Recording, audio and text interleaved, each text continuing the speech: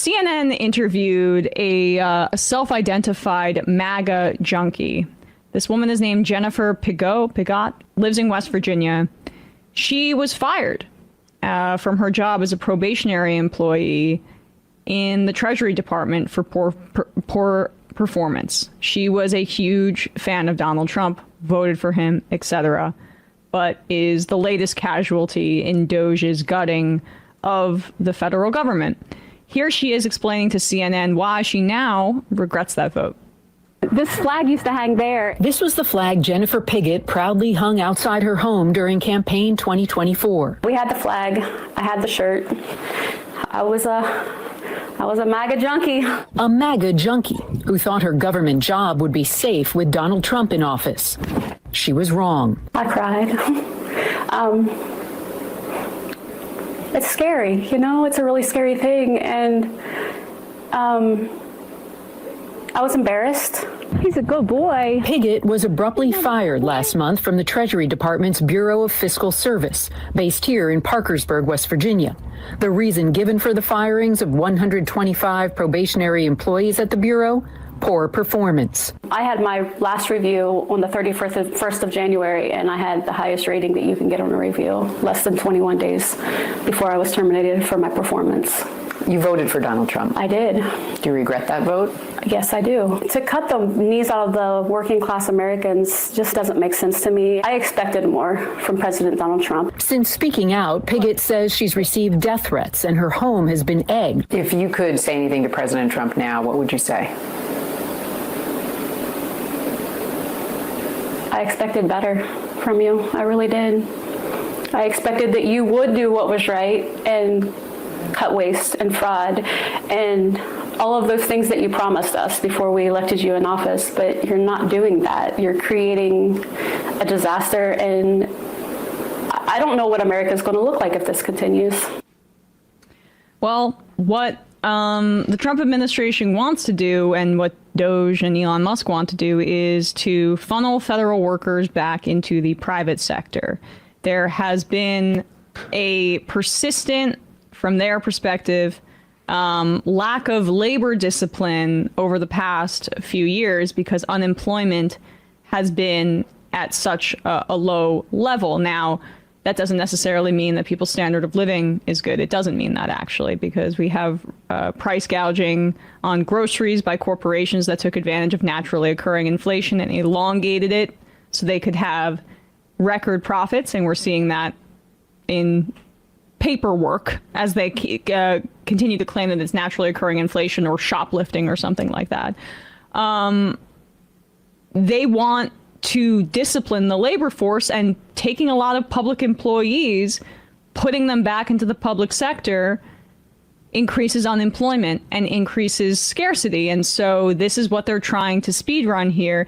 It's one part of what Trump is trying to do. And the other part is that if you shrink the federal workforce and the number of people that are going to get in your way when you try to unilaterally make decisions, because has authoritarian impulses, it's a lot easier when you have fewer federal workers in your way. Because we did hear anecdotal reports in the first Trump term that there were people who were working to slow some of his most insane impulses from within the federal government, because these are people who have dedicated their life to public service.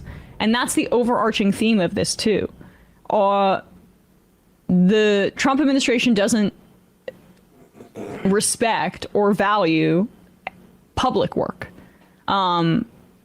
Because this is an administration that embodies all of what we discuss with, like, the hallmarks of the thrashing about of late-stage capitalism, they believe that all public work is essentially for suckers, and they're going to put in their privatizing goons into wherever, whatever part of the administration they need to infect. So, like, Elon Musk can, I don't know, have his SpaceX guys keep polluting our atmosphere for profit. The only people that should live a middle-class existence are people who are supplicants to capitalists in the private sector. But the actual truth is that we have never had a middle class built by capitalists being so generous with wages that it creates a middle class.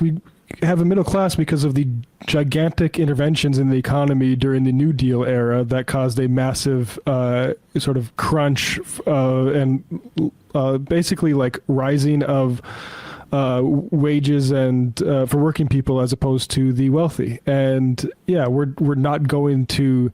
I mean, the problem is like with this woman, and I feel badly for her. Yeah, like I think again, like I do feel the need to say anybody whose first instinct is to point and laugh isn't here for politics. They're here for some other personal reason, and I think those people should take a seat. But this is the power of propaganda. Like the things that Republican voters are told that they want aren't real. They're not real. And Sagar and Jetty would do his Republicans who follow that show a favor by finally admitting that actually this mass deportation fever dream that I've been selling people, that we've been telling people is popular, it's actually not even feasible. It's not feasible to do in a realistic way. And let alone like that they want everybody gone as opposed to just violent criminals, right? Like all this stuff is lies. It's all lies just to get them elected. There's not really fraud in Social Security to any significant extent. There's not when we look at fraud and who's defrauding the government, Harry Truman did a very famous thing during World War II about going around and looking into fraud. Guess what? He wasn't looking into the bureaucracies themselves.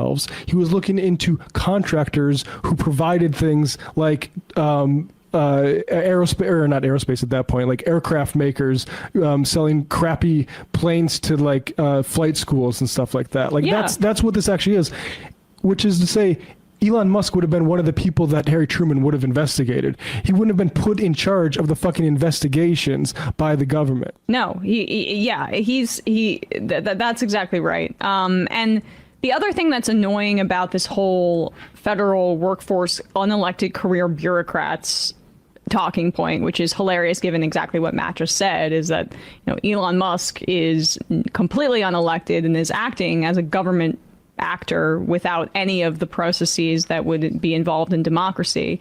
But it's that they paint these public workers as if they are Washington creatures. But you see there, she's in West Virginia, the states with the highest proportion of federal workers per capita. Maryland and Virginia are in the top 3. That's obvious. That seems, that makes sense. Suburbs of Washington, D.C. But Hawaii is number 2. Lots of military personnel there. Alaska is 4. Wyoming is 5. Some veterans affairs there, but also fish and wildlife. That's a part of the federal government. New Mexico then. Oklahoma after that. Oklahoma is... I saw in the, I kept repeating this statistic back when the Doge firings were at the outset, because it just struck me that the federal government is the #1 employer in the, well, this is Missouri now, but in the Kansas City metro area. And they employed like 30,000 people. And that's why we were seeing some of these town halls. These are people all throughout the country who are going to be affected by this. And that's part of the point. They're doing shock therapy on our own population so that they can remake the government in the way that they see fit, more authoritarian, more fascistic, more in favor of billionaires. And you do that by creating pain, and they're admitting that it's going to be pain, whether it's through Doge or with these tariffs. Trump told NBC News over the weekend that he couldn't care less. That's the quote. Couldn't care less that prices are going to go up for vehicles, for both used and new auto purchases for people in this country. I mean, it's easy not to care less when you're a multimillionaire or a billionaire and none of this matters to you. But tariffs are a compounding, regressive tax, like the sales tax, that is disproportionately going to hurt people the lower your income is. And that's part of what they are attempting to do. This is their agenda. Another day, another Trump attack on basic freedoms, this time targeting Palestinian activist and green card holder Mahmoud Khalil, who helped lead the Columbia University protests. But if you go to ground.news/majority, you're going to see how some outlets paint him as a radical threat, while others call out Trump's crackdown on dissent. The story hasn't changed, but the way it's told completely changes your perspective. The exact problem our partners at Ground News solve. If you like my show, you'll love how their app and website let you compare coverage from across the spectrum with context on how political bias, financial incentives, and even blind spots shape the narrative. Especially with so much of our media being driven by billionaire and political agendas, propaganda has become one of the most powerful weapons today. But Ground News is independent and nonpartisan, only committed to helping us think critically on the news, shaping everything from public opinion to policy. And since I can't cover every single attack on our rights, I've curated feeds that track key issues and trusted sources. This way, I know I'm bringing my viewers reliable information. Go to ground.news/majority or scan my QR code to see it in action for yourself. Because this story is bigger than just one activist being detained. It's about how media bias controls what you see and think. My viewers get the same unlimited access Vantage plan that I use for nearly half the cost, knocking the price down to just $5 a month. Hey folks, don't forget to hit the subscribe button and check out our daily show. We do it every day at 12 p.m. Eastern for about 2.5 hours. We even take phone calls. You should check that out.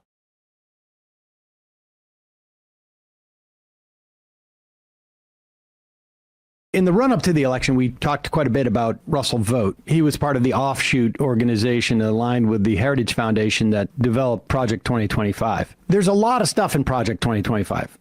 What is it, 900-page document? The heart of it is, some of it is sort of like standard conservative stuff and stuff that's been around, some of it like radical policies. But the fundamental heart of it has always been centered around the destruction of the administrative state. You'll recall that's what Steve Bannon called for at CPAC 8 years ago, right around now. I think it was in February of 2017. And it took them a while to sort of figure out how they were going to do it. And by the end of Trump's first term, they wanted to create this Schedule F employment edict, essentially getting rid of the civil service status of a lot of the career people who work in our government, who work for Republican administrations, who work for Democrat administrations, and just bounce back and forth. It doesn't matter because there has been at least a begrudging one on the Republican side that we need agencies in government to function. You know, Nixon started the EPA. Right.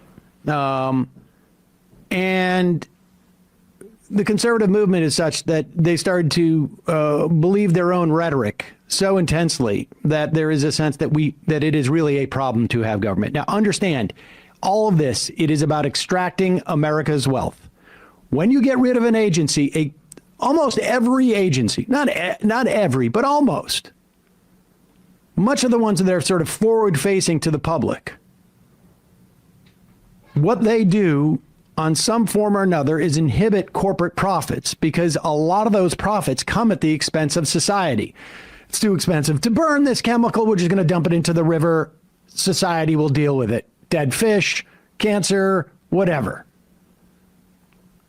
You know, we could do full disclosure on this stock offering, but that would cut into our ability to profit from it, so we won't.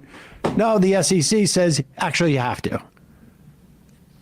We could go down the line with this. People get it. You know what? It's much easier. We're going to make a lot more money if we can put 75 chickens into this little coop and just give them a ton of antibiotics and not worry so much about any diseases they might have. And we're going to sell more chicken. Well, you know, the USDA, the FDA, I mean, people will step in. Not as much as I'd like them to, but that's the idea. And they want to get rid of these agencies so that they do not inhibit corporate profits. And when they assault health and research, they just want to privatize that too. Because health research that is done by the government is not for profit. Mm-hmm. And so they will do things that are not efficient. If your sense is the only thing that's efficient is one that drives profit, then all of the research the government does And the government does it because the private sector won't. I mean, and it's all also a completely false notion. It's not, corporations are not more efficient than the public sector because a lot of the money that they extract or that they make goes to things like corporate stock buybacks that are just about inflating the wealth of the wealthiest people on the, on the board or the executives. There's a lot of waste. The Pentagon is probably our government agency that outsources, I don't have the figures in front of me, but I would not, in terms of dollar figures, has contracts with private companies, and they're the most wasteful part of our government. They fail audits every single year. The whole point is that for a conservative, the idea of doing something that does not have a profit motive is necessarily wasteful. Right. There is no value in health research for the sake of health research. A little bit problematic when it comes to like the potential for a bird flu on the horizon, when you don't allow agencies to talk to each other. But just to give you a sense of what they're doing is Transportation Department, this is from Wall Street Journal, temporarily shut down a computer system for road projects. Health agencies stopped virtually all external communications in a directive that risks silencing timely updates on infectious diseases. In other words, one agency can't talk to another agency. Hiring freeze left agencies wondering how parts of the government could adapt to new demands. Confusion loomed over how agencies should disperse funds allocated by the previous administration. We'll get to that in a moment. Glitches aren't uncommon during the early days of presidential transitions, but this is on purpose. Mm-hmm. They have also started sending out letters about federal DEI programs. We'll get to that in a second, but let's start with this first clip of, we've got two clips of Russ Vought, right?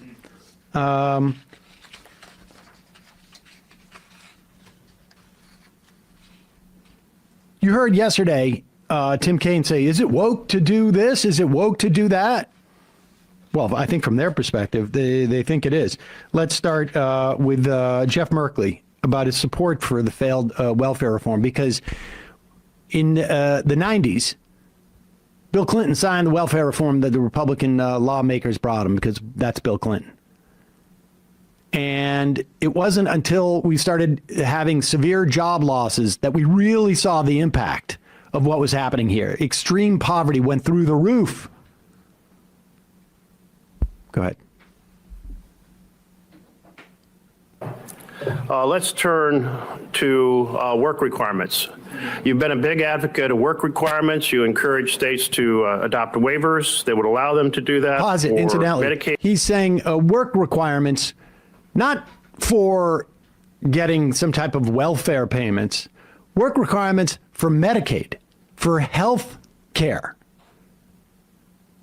And also, just to be clear here, a lot of times when you can't work, it's because of health reasons. Good. You encourage states to adopt waivers that would allow them to do that for Medicaid. One state tried it, Arkansas. It produced no increase in the hours worked, no increase in employment. It failed. Why did it fail? Because the way that people are able to work is when they're healthy. When they can't access health care because you want to cut it off, they're really trapped in poverty. And trapping people in poverty is really, well, not helpful. Now that your idea failed so miserably, are you going to advocate for it again? You know, Senator, one of the major legislations that our side has been very proud of since the 1990s was the impact of welfare reform in the 1990s. It led to caseload reductions, people getting off of welfare, going back into the workforce. And we think that type of thinking should be applied to other federal programs. And it's informed not only Medicaid, but other programs to be able to encourage people to get back into the workforce, increase labor force participation, and give people, again, the dignity of work. And you believe cutting off health care encourages people to work when they need to get better health in order to work? It doesn't make any sense. Again, and it's been a failed experiment, but you've answered the question. You're still an advocate of that failed approach that traps people in poverty and is quite disturbing. Now, let's be clear here. He does not want to defend the Arkansas experiment that took place in the last Trump administration. Arkansas sought a waiver and from CMS, and they imposed a work requirement on it. The work reporting requirement harmed thousands of people. It's from the Center of Budget and Policy Priorities, took away their health coverage, leaving many uninsured. It required thousands of others, harmed them by basically living under the constant stress and threat of loss of coverage. People who were supposed to be exempted from submitting monthly proof of their work hours were not always shielded from losing coverage. The requirement imposed extreme levels of red tape on targeted Medicaid enrollees, resulting in coverage losses and no increases in employment. So if your theory is that these people just want Medicaid and they don't want to work, here's the experiment that shows you that it must be the case. Not even one of them. Like, you're not encouraging anybody to work. It just, whatever you did, it didn't happen. And instead of like actually addressing the actual experiment for which he's advocating, Vote just says, well, it's sort of analogous to the welfare reform situation, which incidentally was an abject failure. We knew it once people started losing their jobs. Yeah. Vote is the Trump OMB director. He is going to be the one who's in charge of both like austerity on a programmatic level and at driving out all these employees. It's stuff like Schedule F, I should say. Here is Chris Van Allen asking if Trump will comply with the Impoundment Control Act. The Impoundment Control Act is legislation passed by Congress that says if we pass a bill, let's say the Inflation Reduction Act, and it has billions of dollars worth of payments to go out. It obviously just doesn't go out on day one. It goes through different processes. Different agencies send, here's for building tunnels. Here's for building communities. Here's for whatever it is. It goes through these different agencies. So the money's not out the door on day one. In fact, in a lot of situations, it takes a couple of years, 3 years, 4, 5 years. Sometimes it's not even scheduled to then. Donald Trump wants to stop those payments. But it is illegal to do so unless Congress completely overturns the law. And the law that says it's illegal to do that is the Impoundment Control Act. And Russ Vought is the one who would oversee disbursements of these monies that Congress has already said should go to X, Y, or Z. Now, I listened very carefully to the exchange you had with Senator Murray, and you had a very clear opportunity to say, yes, you will comply with the Impoundment Control Act. I didn't hear you say that, so just to give you another chance, will you comply with the Impoundment Control Act?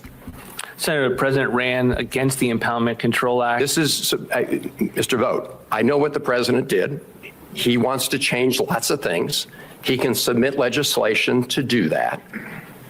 But you are going to be the head of OMB, and here today at this hearing, you're refusing to commit to comply with the Impoundment Control Act. Is that right? Are you refusing to commit to complying? Senator, the administration has to go through a policy process to understand the legal parameters for operating in the ICA. Okay, I'm going to reclaim my time. I'm sorry. I was just, it seems that complying with the current law, even if you disagree with it, would result in a clear answer. Yes, I will comply with current law, including the Impoundment Control Act. Let me turn to Doe. Understand that all bets are off. Yep. They don't feel like they have to do anything statutorily. That's basically them saying if Congress passes like a law that I don't like, I don't necessarily need to enforce it. This is his attempt to expand his powers beyond really anything that the Constitution ever enumerated to the presidency. The presidency and the executive branch is even more powerful. It gets more powerful every year. This would be an enormous step. Like, Trump already kind of did this, and he was impeached over it. This is when he withheld Ukraine money, if you recall, from Zelensky and from Ukraine, because Passed by Congress. he wanted, which was allocated by Congress, passed by Congress, because he wanted them to investigate Joe Biden. And that was the first time Donald Trump was impeached. So this is this is vote basically saying, no, we want to kind of, even though Donald Trump was impeached for this, well, the Supreme Court says that basically, he can do it. He's immune as he's president. We want him to be able to do that for a variety of different things. So understand, we've got vote essentially talking about means testing or work requirements on programs like Medicare and Medicaid. Always starts with Medicaid. And the idea that maybe we're not going to distribute funds from the IRA because some of those might go towards like supporting wokeness, woke solar power or woke wind power or woke manufacturing grants or whatever it is. And later in the program, we're going to talk about what's going on with this DEI, because the one thing they also understand is it is people. If you can get you can mess with policies much easier by messing with the people that are supposed to be executing them. That's why Russ Vought is there. He's the one who's willing to say to Donald Trump, it's against the law what you want to do to not pay out this money that Congress has authorized and allotted, but I'm with you, guy. Right. And I'm going to help, quote, traumatize the federal workers to the point where they feel intimidated internally from doing their jobs. We're going to get to that. That's what the whole DEI thing is a cover for. It's just the first wave. Hey, folks, don't forget to hit the subscribe button and check out our daily show. We do it every day at 12 p.m. Eastern for about 2.5 hours. We even take phone calls. You should check that out.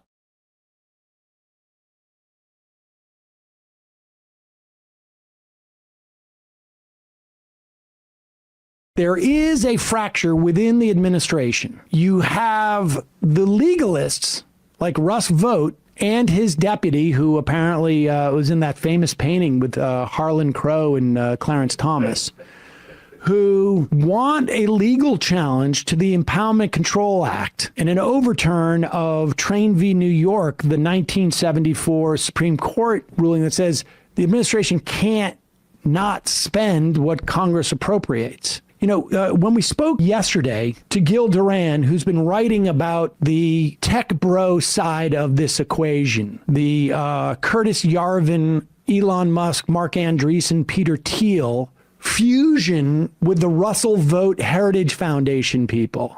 They had some conference in September, and they sort of fused their agendas, but there's still this sort of like ethos that's different. You got the legalists who want to overturn these laws so that the president has the ability to unilaterally cut spending he doesn't like. And then you have the tech bros who are just like, let's just ignore the laws. And you can see them represented in our media in different ways. Here's Russ Vought on with Larry Kudlow, old school Republican, who, Reagan era, who also worked in the last Trump administration, but it became a little bit too high pressure, which makes it sometimes you don't want to what's the word I'm looking for? It can force you to fall into bad habits. Okay, let's just play this clip. These judges are getting silly. I don't know how and when this is going to be resolved, but there's a certain, it's a preposterous notion that political appointees can't see it. And that says it's preposterous that outsiders or now. I feel I would be remiss if I didn't say that sometimes, just even doing a TV show can be high pressure. Go ahead. Says it's preposterous that outsiders or now employees of the government like Elon Musk can't do their job and search for fraud. I do not understand this, and I think a lot of people are scratching their heads, Russ.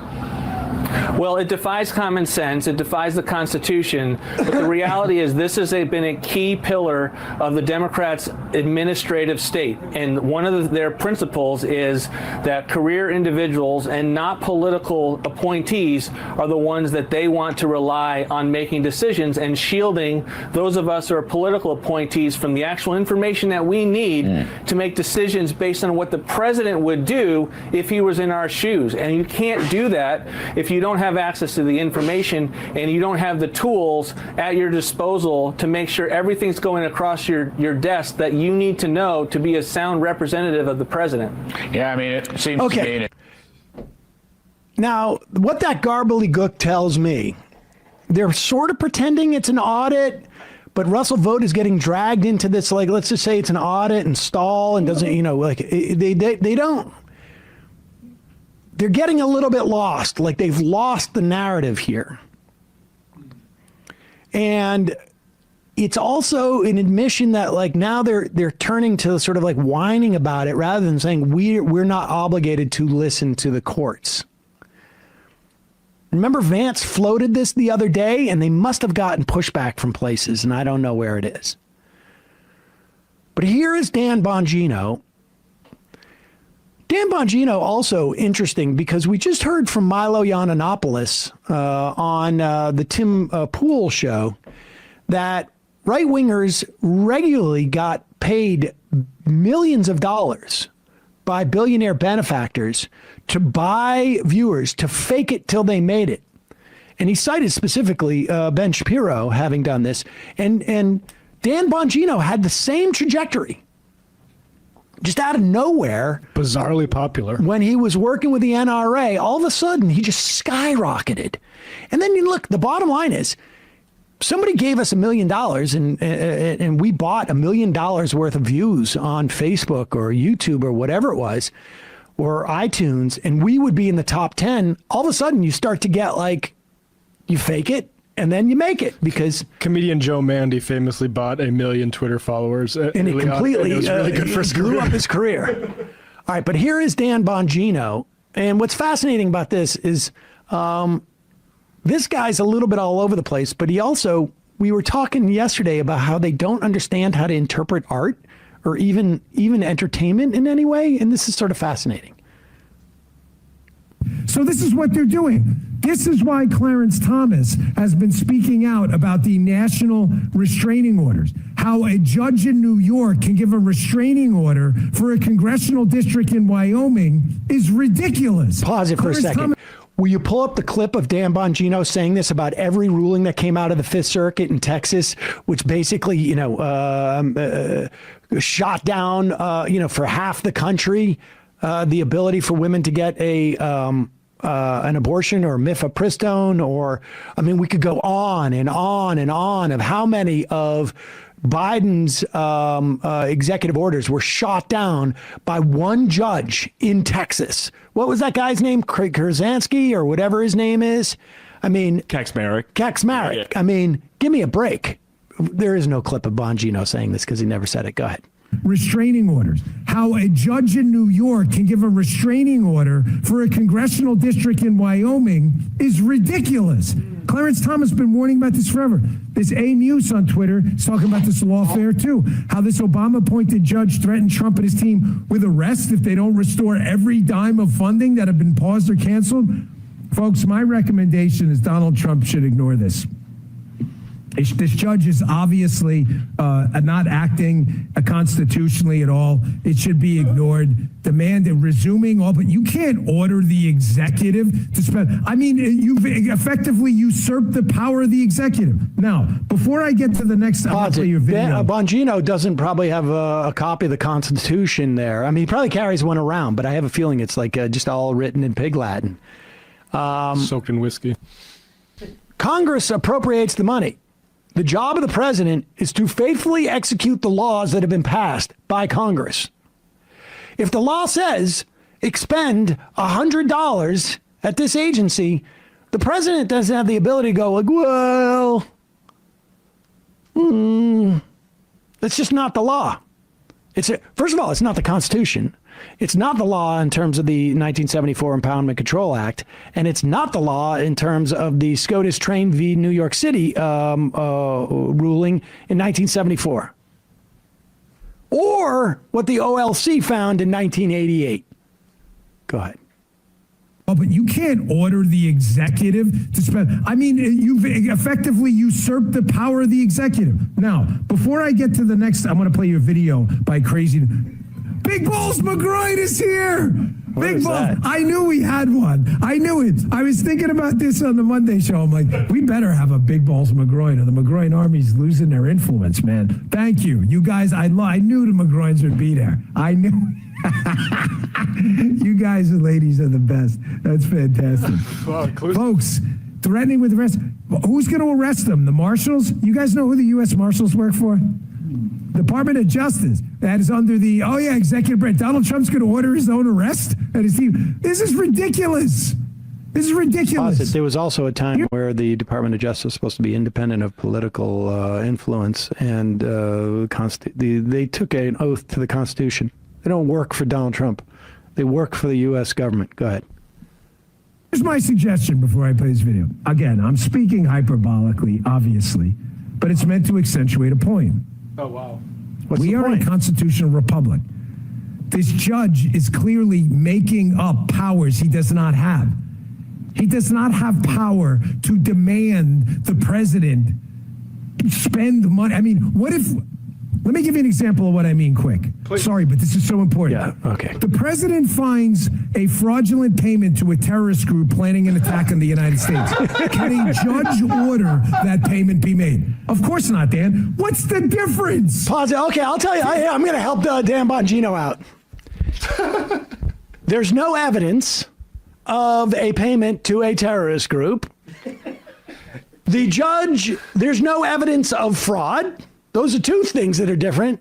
The judge is not ordering the president to expend anything other than what Congress has already appropriated and told the president to spend. Those are the three differences in that completely made up, hyperbolic, to make a point example that Dan Bongino just gave. But watch how he equates a judge randomly telling the president to randomly spend money on a terrorist organization that has been proven to be fraudulent. And he equates that with terrorist group planning an attack on the United States. Can a judge order that payment be made? Of course not, Dan. What's the difference? There's no difference. Donald Trump's the executive. He says we have a problem in the executive branch. Hold on to these payments. The judge can't order these. He's just making it up. So here's my suggestion. Oh, pause it one more second. In a constitutional republic, what you do if the judge is making up you appeal. You appeal to a higher court. That's what you do in a constitution. You don't just ignore it. But here is his idea. Right. Now, I want you to, for those of you who have never seen a Batman movie, this is going to be interesting. This is going to be an interesting thing as to who he is analogizing. He's trying to argue the Trump administration is in the right, correct? They're the good guys. Okay. Listen to his analogy here. Executive branch, hold on to these payments. The judge can't order these. He's just making it up. So here's my suggestion. If liberals are okay with judges making up constitutional powers, are they okay with Donald Trump fabricating executive powers? How about this? How about Donald Trump in the East Room of the White House sets up a courtroom, like remember the Batman movie? Scarecrow has the courtroom. What was it, the Bane one? It was at the Dark Knight or whatever. That's what we need to do. We need to set up a courtroom. Donald Trump can sit there. He can even wear like the wigs they wear in the UK court system, and he can just start making judicial decisions. He can't do that, bro. The judge can't do it either. What's the difference? If the judge is the... For those of you who never saw those movies, the Scarecrow or who else? The Bane, they were the bad guys. Okay, so aside from the fact that Bongino is analogizing Trump as the criminal element in this, maybe by mistake, or maybe Bongino is held hostage and he's trying to tell us something. Yes, judges have the authority to say that what the president is doing is not constitutional. That's actually their job. It's literally their one job, to adjudicate the law and adjudicate the Constitution.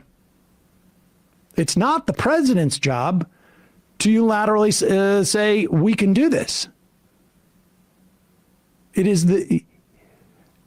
is Donald Trump that is attempting to take powers he does not have. And if he had those powers, there wouldn't be any question about this anyways. That's the point. It's amazing how they of course, they haven't pointed to any sort of fraud. Bongino there literally goes into some sort of like 24 type scenario. Yes. And then references Batman. Sam Harris School of Thought experiments. This is supposed to be for Stephen Crowder for grown-ups is what Bongino is. And I'll also just say really quickly, that is a $450 microphone that he is using that sounds like complete garbage. It sounds like they're doing it off the computer. I wasn't going to say anything, but it is very strange. It sounds like it's one of those situations where the microphone's in front of you, but it's actually on your computer. It says picking up the laptop mic. I don't know how to dial it in, so it sounds like that. That's a bizarre sound. Crazy. 646-257-3920 is the number. 646-257-3920 is the number. Chicago Steve reminds us there is a process that allows the president to withhold payments. He has the authority if he follows the process. The court is blocking him for ignoring that. Yes, he has the ability to hold it up to 45 days. But there have to be specific reasons why you're withholding it. He's not following that process. Why is he not following that process? Because he doesn't have specific reasons. Hey, folks, don't forget to hit the subscribe button and check out our daily show. We do it every day at 12 p.m. Eastern for about 2.5 hours. We even take phone calls. You should check that out.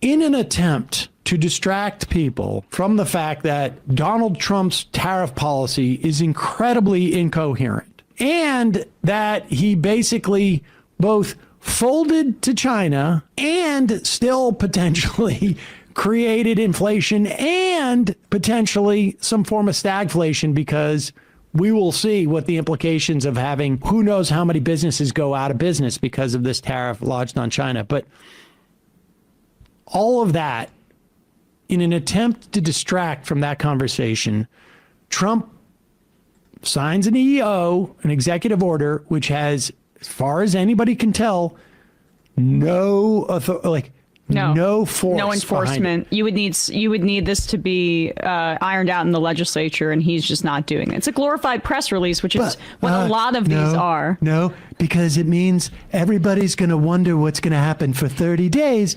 And certainly by the time we get to 30 days, something different will be going on and we'll all forget it. Hey, TikTok ban anybody? Who's thinking about that? Nobody, right? The weave. Here's Donald Trump.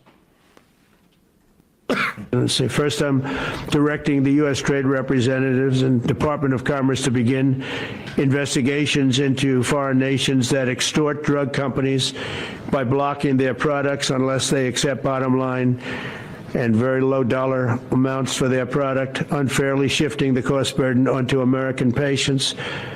And we'll be taking a look at that very strongly. The biggest thing we're going to do is we're going to tell those countries, like those represented by the European Union, that, that game is up. I'm sorry. And if they want to get cute, then they don't have to sell cars into the United States anymore. It's a very big subject. And they won't get cute, because I'll defend the drug companies from that standpoint. They were, let's say, first time. Okay, so as far as I can tell, what he's saying is that price controls in Europe end up costing American pharmaceutical companies or costing American consumers of pharmaceuticals more money, because the price controls in Europe we end up subsidizing the European use of drugs. Now, there's another way of dealing with this. Richard Nixon was the first president, I think, at least in peacetime, to impose price controls. Trump could do that here. But instead, what he's saying is we want Europe to drop their price controls. Yep. And if they don't, you can't buy a Beamer. Because doesn't that make us look kind of bad? Doesn't it make us look bad? That you want a Fiat? Yeah. Sorry. If you go over the border, you can get the same drug in Canada for maybe like hundreds of percentage points less. Maybe it's because they can still make a profit in those markets, but they gouge us. And he says it's the problems of the foreign countries that regulate the companies from doing that to their population. I just want to say this is the right-wing populism vision, folks. Here. Interesting to note that countries apparently have done price controls and they still get the drugs in those countries. Well, odd. Okay, I'm setting up a commission to look at it and to look at it strongly. And we'll see what happens after that. Stern look. And Matt Stoller pointed this out on social media, but that the drug companies reacted very positively, or like the stock market of those of pharmaceuticals, Pfizer and Merck went up in response to this. Because we can gouge Europe now, and who cares about the price in America? Exactly. Right. Well, wait a second. Let's see. Let's hear a little more of Trump. Yeah, maybe he thought this through. I mean, I'll tell you a story. A friend of mine who's a businessman, very, very, very top guy. Most of you would have heard of him. Highly neurotic, brilliant businessman, seriously overweight, and he takes the fat shot drug. And pause it for 1 second. Now, it hadn't occurred to me until listening back on this time, but it's possible he's talking about himself. Highly neurotic. I'm saying this story for a friend. John Barron, you could call him. Highly neurotic, afraid of germs, taking the fat shot. Brilliant, obviously. It's Trump. He's talking about himself. That's him. And he takes the fat shot drug. And he called me up and he said, President, he calls me, he used to call me Donald, now he calls me President, so that's nice respect. But he's a rough guy, smart guy. Rough guy. Very successful, very rich. I wouldn't even know how we would know this, but because he's got comments. Said, President, could I ask you a question? What? I'm in London, and I just paid for this damn fat drug I take. I said, it's not working. He said, I just paid $88. And in New York, I pay $1,300. What the hell is going on? I mean, I'll tell you a story. Friend of mine. I mean, it's a good question. But I guess it's helpful to have a billionaire, actually pay attention to how much they're paying on their drugs. But we know the answer. And we know what Trump's answer is going to be. Well, I'll tell you, next time you go to London, it's going to cost closer to $1,200. I'm still flummoxed as to who he could possibly be talking about. Which billionaire who's highly neurotic and brilliant and seriously overweight is also looking at the price of their Ozempic shot on a daily basis? Like a $1,300 shot versus an $80 one is nothing to this billionaire Highly in neurotic. London. Maybe that's why he notices the little things like the $1,000 difference. Bernie Sanders has been on this thing with Ozempic for a while now. it should be produced for less. It does work. Did he say it doesn't work in that, or was He said that for this guy it doesn't work, but that it's more expensive over there. It's quite unclear. But Ozempic does have a lot of health benefits we're seeing now, and it can be that lower if you are prescribed it, if you like meet specific criteria. But if you're not prescribed it, it does cost that amount, or if you don't have insurance. Yeah, I mean, obviously, like a society that was conducive to active lifestyles would be better. But as far as I can tell, it seems like these things work pretty significantly. Now, Right. Apparently, RFK Jr. got a different message about what this is going to mean in terms of drug prices. I think in many respects, people are getting the wrong message of what this means with drug prices. There's no authority. He doesn't seem to be issuing price controls. All he's saying is that, like, I want more parity between what you're paying, what we're paying here and in Europe. And in the opposite direction. Maybe just raise the prices in Europe. But here is RFK Jr. talking about how moved he was when he heard about this. Robert Reich, who are saying that President Trump is on this side of the oligarchs. There has never been a president more willing to stand up to the oligarchs than President Donald Trump. And I'm very, very proud of you, Mr. President, for your... He just cited an oligarch with his Ozempic thing about a guy who travels across the Atlantic to get Ozempic. But anyway. I mean, there is arguably a problem that your only feedback you're getting about the cost of prescription drugs, you have to rely on whether one of your billionaire friends tells you, right? Like, I guess we're all lucky that Donald Trump has one neurotic billionaire friend who does check the price of some things.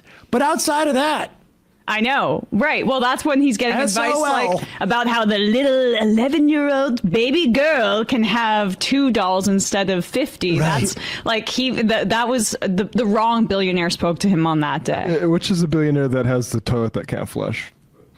For courage, I'll say, because I don't want to be crude, your intestinal fortitude, your stiff spine, and your willingness to stand up for the American people. We have 4.2% of the world's population. Our country represents 75% of the revenues for pharmaceutical companies. We spend in our country $1,126 per capita on drugs. In Britain, they spend about $240. They spend 1/5 of what we do, and this is true across Europe. And the drug companies, Europeans, if you ask them, it made no sense what they were saying. Well, America has to pay for this innovation, or it's not going to happen. What President Trump is saying to our European partners is, you got to raise the amount that you're paying for those drugs and pay for your share of the innovation. That the United States is no longer subsidizing that.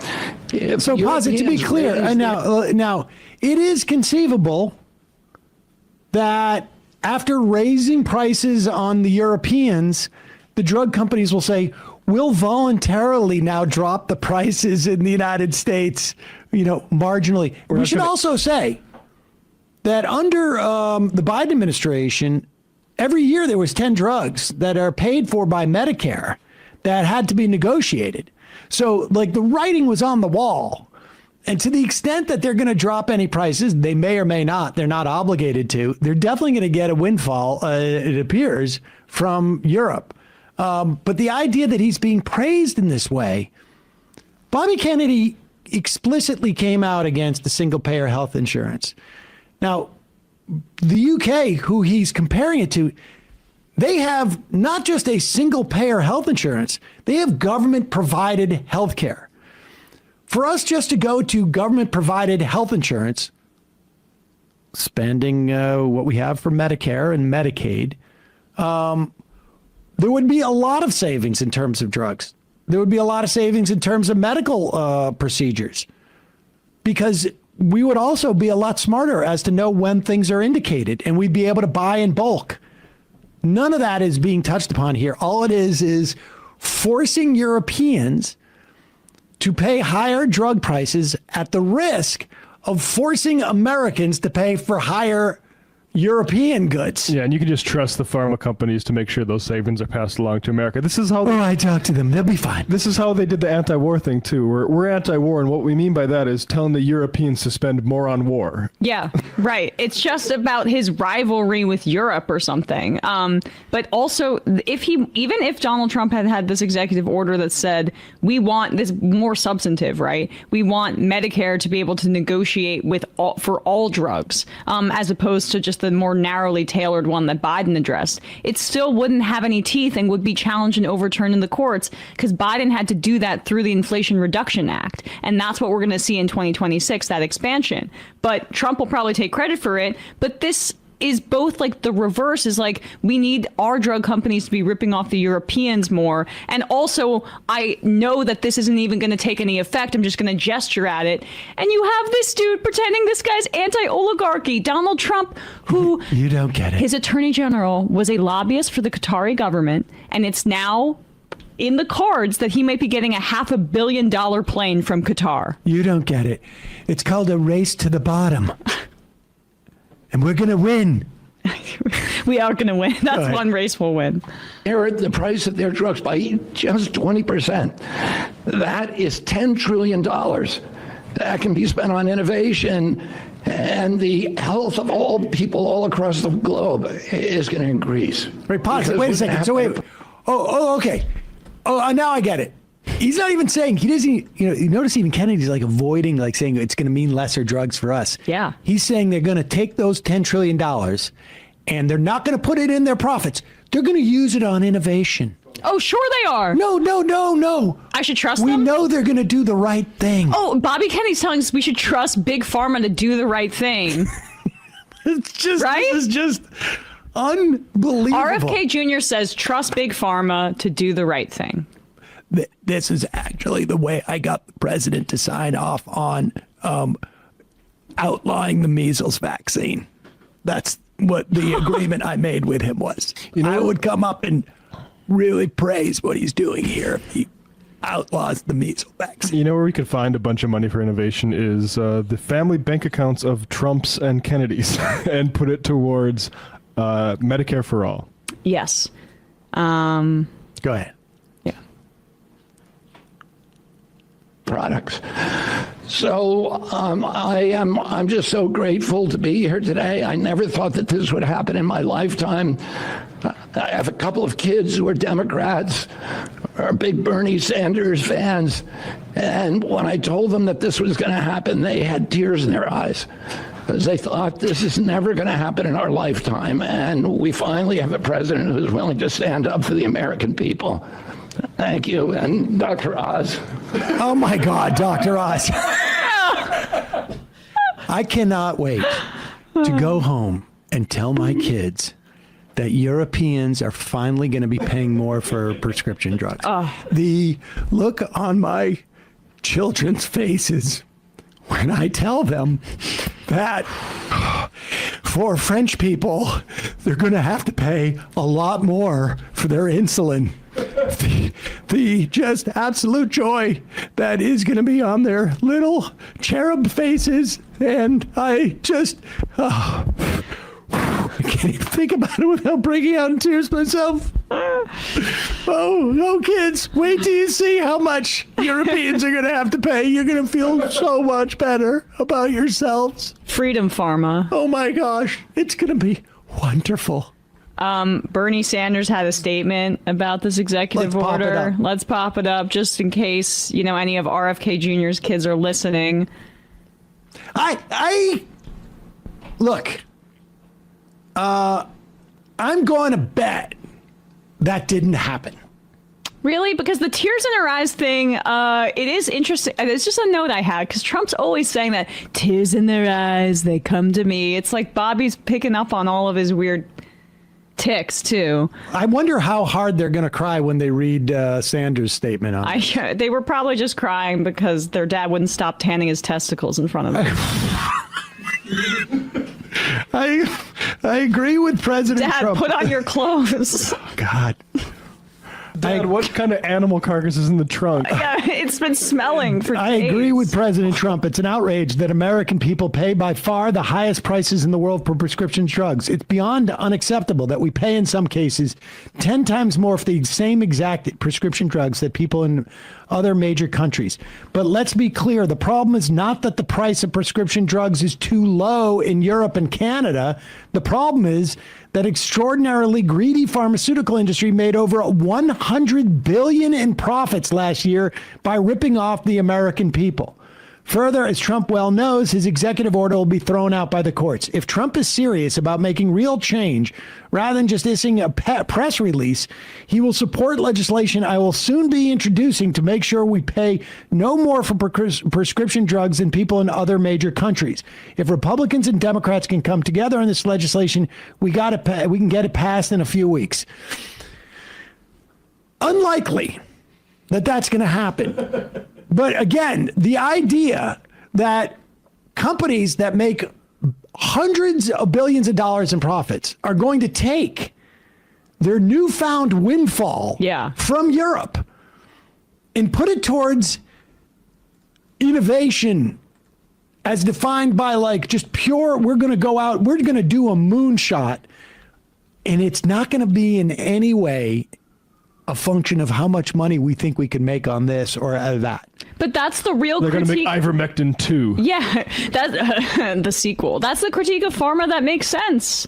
Like, that's the problem, is they don't spend money on research and development because they can just make a bunch more money on pumping out, other drugs, whether it's erectile dysfunction medication or Ozempic, which does have health benefits for people that need to lose weight and maybe have, high cholesterol or something like that. But that's the problem, is that when you don't make them, they're not going to do it. And that was part of the big problem with Operation Warp Speed too, is that we shot a cannon of money at Big Pharma, and they actually were very effective in terms of the vaccines that they developed. But that just went to them and not to us, even though it was taxpayer money that funded that research and development. So if we wanted to make America healthier, we would have a more disciplinary relationship with Big Pharma, which would require research and development if they wanted government funds, and then we also own some sort of generic version of that drug so that people can access it everywhere. But that's the threat. Did you not hear that my kids cried when they heard the announcement that the Europeans would be paying more for prescription drugs? Their eyes were just tearing up because of all of the That's what they meat. wanted for Christmas. The raw I told them we're gonna have those Europeans. They're not gonna be walking around like they own the whole planet. They're going to pay more. Good point. If any industry needs the government to do this much for them, then they should be nationalized. Yeah. We already, the VA already makes some generics. And Elizabeth Warren had a proposal about the U.S. government getting more in the business of generics. The idea that we can't produce these drugs is absurd. Oh, yeah. We can. Right. And that's what I saw that, this is a small aside, but Bill Gates was doing some media tour over the weekend criticizing Elon Musk for the USAID cuts and how many children are going to die and get infected with HIV in Africa as a result of that, which is absolutely true. But let's not, Bill Gates, pretend like you're the hero in this situation, because in many ways, so much of intellectual property around medicine and vaccines is because of his push to make those things private instead of public domain, including with COVID, which would have saved millions of lives potentially if some of these countries were able to produce generic versions of the mRNA vaccine, among others. Hey, folks, don't forget to hit the subscribe button and check out our daily show. We do it every day at 12 p.m. Eastern for about 2.5 hours. We even take phone calls. You should check that out.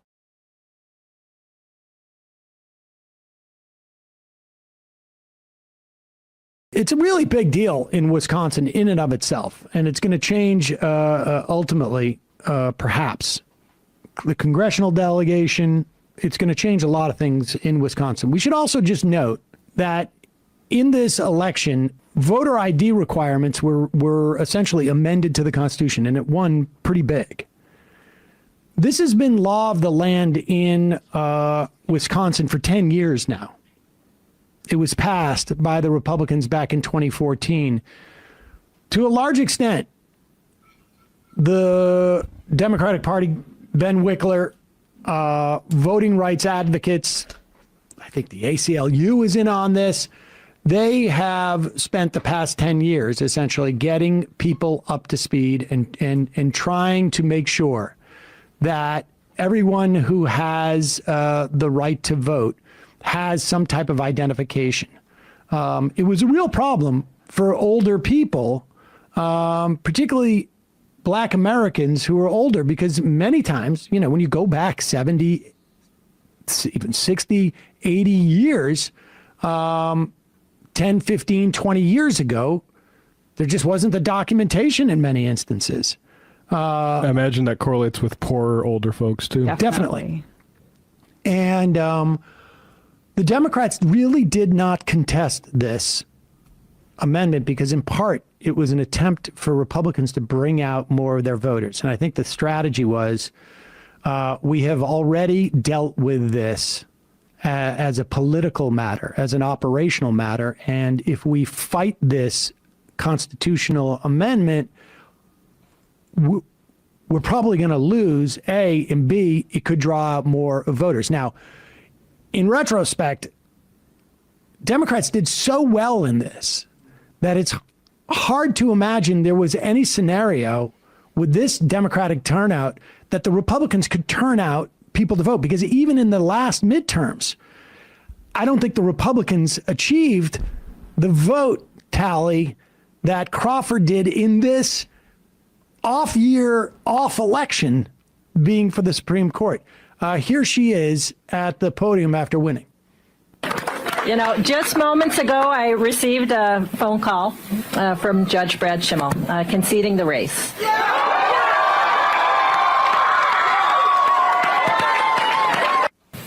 As a little girl growing up in Chippewa Falls, I never could have imagined that I'd be taking on the richest man in the world.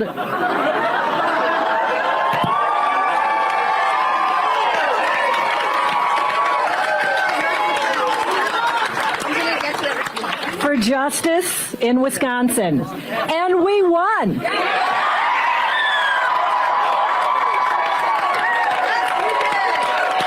And Wisconsins stood up and said loudly that justice does not have a price. Our courts are not for sale. And to my friends, justices, Ann Walsh Bradley. Okay, and that point of the seat not being up for sale is an interesting one because just the day, was it that day or the day before? I think it was. The video was taken down Tuesday. Yes. When it happened, I think it was on Monday. This video. And this video was taken down, and then some patriots put the video back up. Crawford, in her acceptance speech, says this seat was not for sale. Apparently, it was for sale. It's just that Musk did not pay quite enough. Here is one of Musk's recipients. He gave out $3 million, right? For people who ostensibly, the argument was like, I'm not giving it out to people for vote. I'm not bribing people to vote. Right. I'm rewarding people who did vote.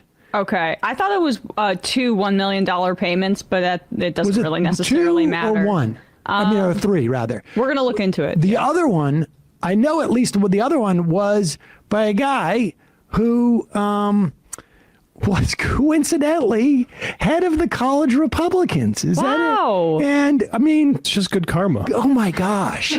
When the stars align like that, I mean, your candidate's got to win. What are the odds? Wait. Let's ask Grok what the odds are on that. You got to be so lucky. And then he ended up weirdly turning off his Twitter feed. But here is a video of Ekaterina Deisler. She's a graphic designer at Bellmark, which is a major contributor to local Republican campaigns. It makes sense that someone who is a supporter of the Republican Party would win this. because that's what Musk was trying to do. And he was trying to bribe people to vote and basically just draw up attention. But they got to vet these scripts. Go ahead. My name's Ekaterina Diesler. I'm from Green Bay, Wisconsin. I did exactly what Elon Musk told everyone to do. Sign a petition, refer friends and family, vote, and now I have $1 million. My name. Uh-oh. I did exactly what Elon Musk told me to do, and now I have $1 million. Apparently, it's not legal to pay people to vote. Well, actually, here's the full quote. I did exactly what Elon Musk told everyone to do. Sign the petition, refer friends and family, and now I have a... Oh, wait, that's no, the updated one. So in the updated one... They took out the vote part. Because you're not allowed to pay someone to vote. Yep.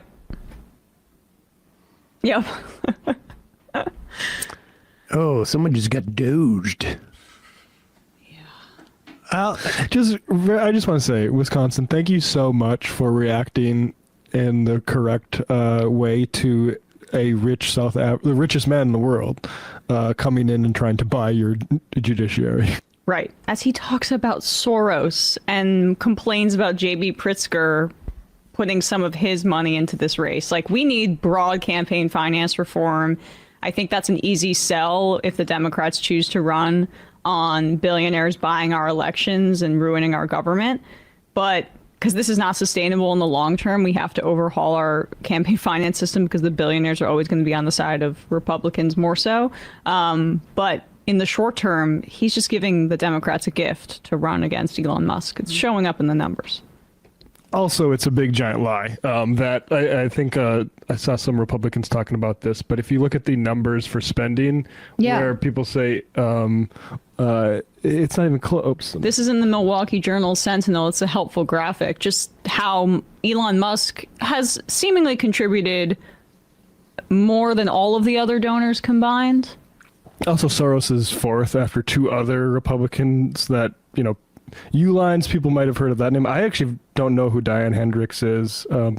There's two Uihleins in the top 5, so that's great. Do you think it's like a little bit concerning that this administration is locking up anti-war protesters and claiming that they're anti-Semitic and hating Jewish people? But the Elon Musk and the entire Republican Party regularly traffics in this puppet master conspiracy about George Soros when the facts don't support that he's doing all this. It's super anti-Semitic and it doesn't get called out enough. Musk is on a bit of a jag on Twitter at the moment. He was quiet for last night. He was quiet, but he's just throwing stuff out there now about Social Security. He has retweeted, and this is, I love to see this. And this is the first time I heard this in the past 24 hours. And you guys may not be aware of Saul Alinsky and how Saul Alinsky, when Barack Obama was elected in 2008, because Barack Obama was from Chicago, the entire conservative hive mind became convinced that Saul Alinsky was everywhere. And it was incredible. And one of the great things about it is that a lot of people on the left read Saul Alinsky for the first time because they were forced to because of the conservatives. And Saul Alinsky was sort of like a, messaging guy and sort of like a agitpop, maybe you'd call it. But Musk has accuse your opponent of what they're doing to confuse and divide them. Saul Alinsky quote. And then there's pictures of all sorts of Democratic lawmakers with their arms raised in the air as if they're all giving a Sieg Heil, ostensibly to sort of, I guess, say Musk was unfairly maligned when all he was saying is, I give my heart out to you. My heart goes out to you. My heart goes out to you. Two times. Twice. So much heart I give to you. 88% of his heart. Ich ein Harten given to you. And this is fantastic. I honestly, we need to see more Elon Musk. I think everybody agrees with Agreed. More public speaking. The Valor CEO and Doge volunteer Antonio Garcia says they found 5 million and plus non-citizens with Social Security numbers. One of those people who probably got one of those was an immigrant to this country who wanted to work, ultimately got a visa, probably was part of the EBE program or some similar program, and that would have been Elon Musk. Could have been. Hey, folks, don't forget to hit the subscribe button and check out our daily show. We do it every day at 12 p.m. Eastern for about 2.5 hours. We even take phone calls. You should check that out.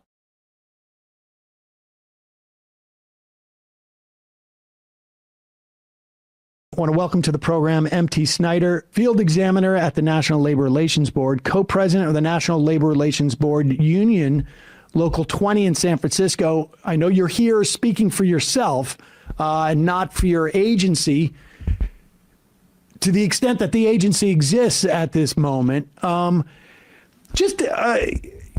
I imagine there is an MT at every federal agency, or vast majority of them right now, going through a similar dynamic as to what you're going through. But give us a sense of what's happening specifically at the National Labor Relations Board, and then what your union is doing about it. And then we'll broaden it out a little bit.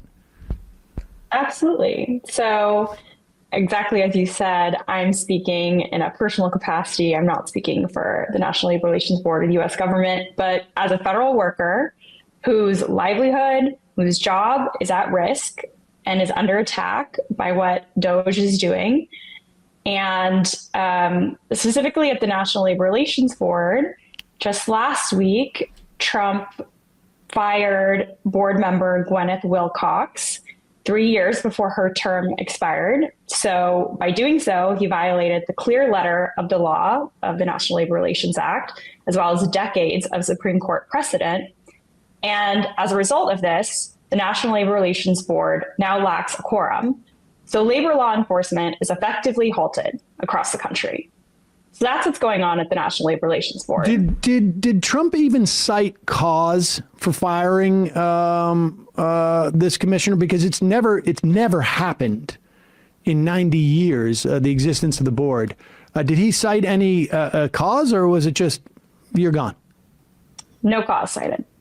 Okay. I just wanted to make that clear. And all right. So what is the union doing? And I assume you, as a federal worker, received a buyout proposal. So I wouldn't call it a buyout. This is more of a scam. And I did receive that scam, and I do receive those updates every day to my email. They are coercive and pressuring federal workers to resign voluntarily.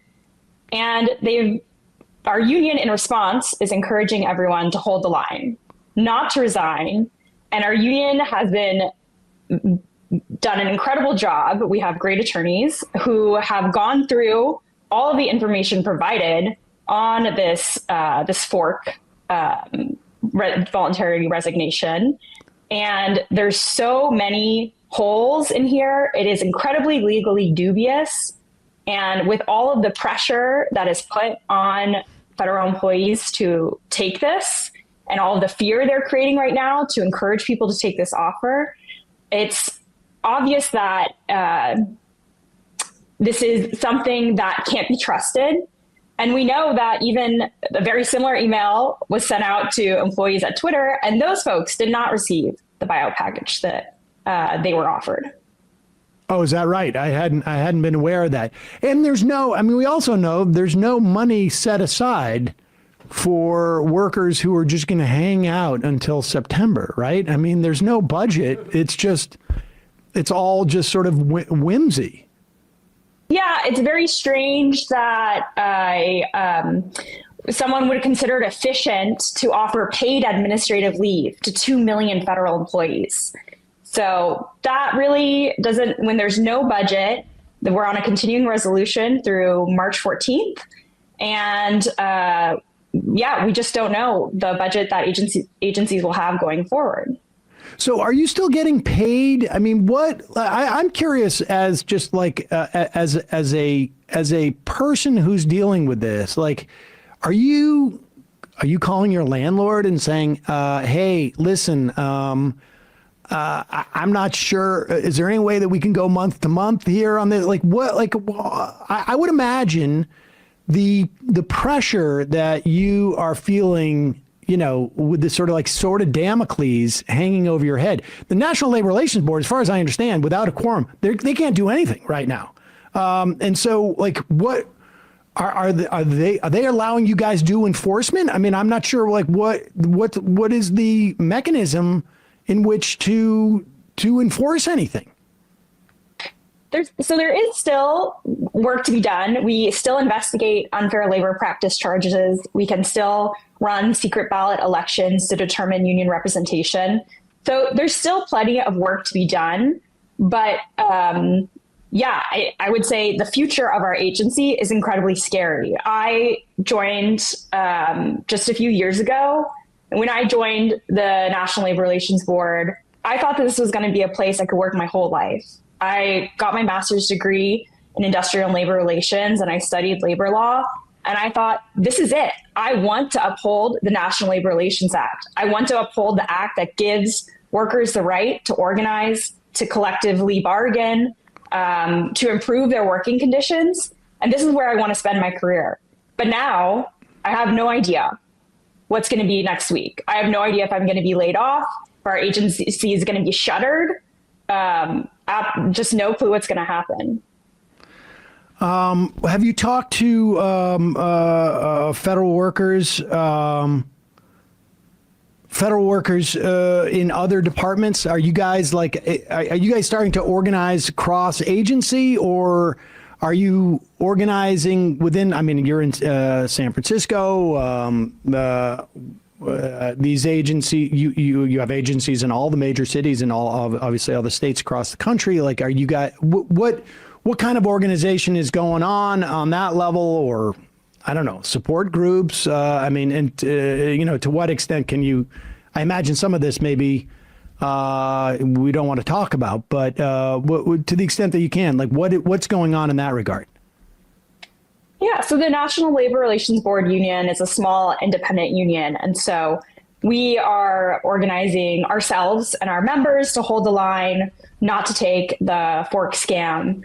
But there are other groups that are doing organizing work among federal workers. There is actually the Federal Unionist Network, that is an informal network of rank and file union members that is organizing right now for a day of action and calling on everyone on February 19th to get on social media and post about how federal workers provide services that they rely on. So it's Save Our Services action. We're calling on everyone to, the Federal Unionist Network is asking everyone to post with a sign on how they benefit from federal services.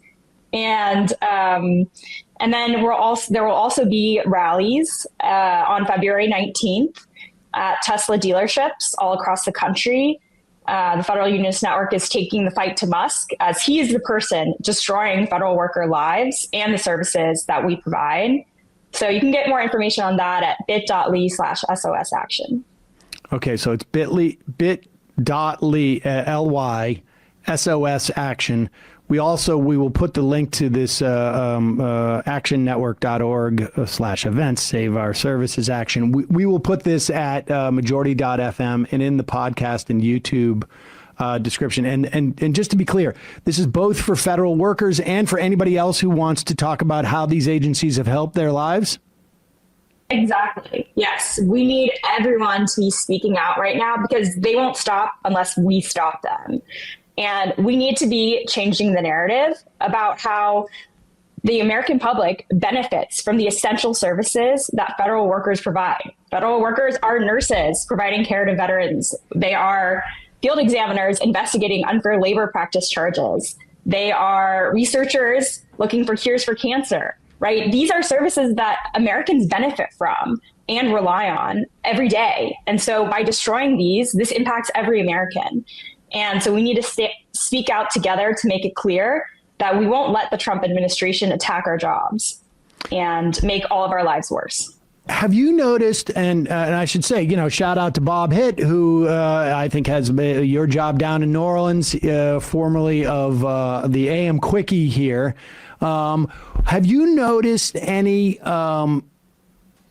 change in behavior of employers out in the field, like with the idea of, okay, the cops are gone now, we're not going to have to deal with has that like filtered through yet? Like, are we starting to see, because I would imagine at one point, if we're starting to hear some of the banks actually say, like, we need some services from the Consumer Financial Protection Bureau, and I would imagine, though, polluters are starting to gear up and, like, we can't dump this stuff in the river yet, but let's wait until June. I would imagine all of these agencies that provide safeguards, whether it's for workers or, consumers or, just members of society who want clean air or clean water or safe food, at one point, they're going to realize nobody's coming around, or there's no, we're not going to be held to account. Are you starting to see any of that out in the field yet? Or is it I would imagine, probably too early? So I would say that, we're still seeking to uphold the act the best that we can. And we can't force anyone to engage in the processes that we have. And without a quorum, the National Labor Relations Board, we at the board level, we are restricted in what we can do to enforce the act. So we are limited here.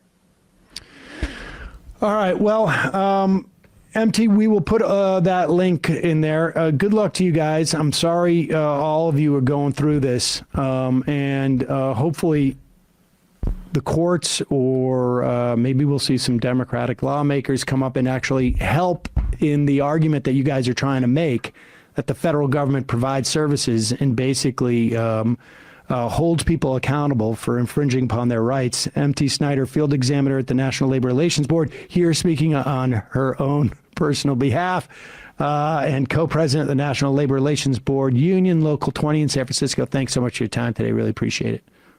Hey, folks, don't forget to hit the subscribe button and check out our daily show. We do it every day at 12 p.m. Eastern for about 2.5 hours. We even take phone calls. You should check that out.